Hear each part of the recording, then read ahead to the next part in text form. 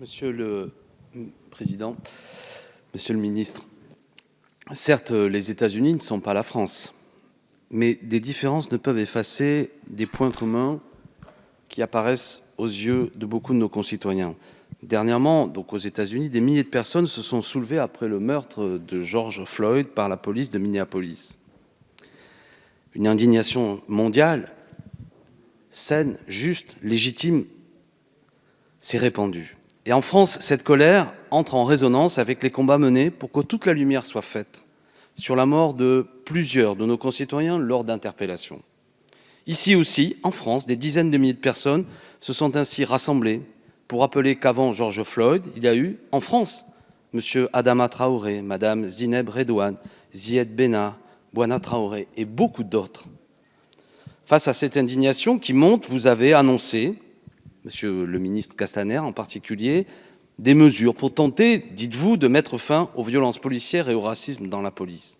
Il aura donc fallu attendre plusieurs années et une large mobilisation populaire pour que vous reconnaissiez enfin que des problèmes existent. Pourquoi tant de temps perdu?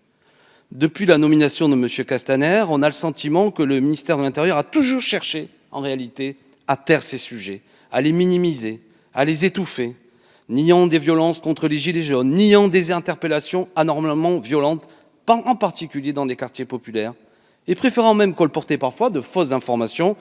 J'ai souvenir de M. Castaner me disant ici même que l'interpellation violente qui avait eu lieu à Bordeaux était juste, puisque les faits étaient avérés contre la personne violentée, ce qui était totalement faux.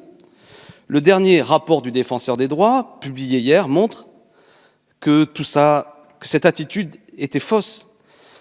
Comme donneur d'ordre numéro 1, votre responsabilité est directement engagée. Et je crois que vous devez des explications à la représentation nationale. Pourquoi l'IGPN prononce-t-elle aussi peu de sanctions alors que des faits de violence sont avérés, circulent sur les réseaux sociaux, des groupes Facebook racistes sont dévoilés dans la presse et encore des sanctions de certaines instances internationales à l'égard de la France montrent qu'il ne s'agit pas d'actes isolés. Je voudrais avoir une pensée en particulier pour des policiers qui ont élevé la voix contre ces propos racistes, je pense en particulier, mais il n'est pas le seul, à M. Noam Anwar, policier, et actuellement traîné, si je puis me permettre l'expression, devant l'IGPN et menacé par beaucoup de sanctions administratives, alors qu'il était un lanceur d'alerte qui aurait dû être écouté. Pourquoi avez-vous, si ce n'est ordonné, du moins toléré 30 000 tirs de LBD et plus de 10 000 tirs de grenades explosives en seulement 2 ans, en particulier lors des manifestations des Gilets jaunes?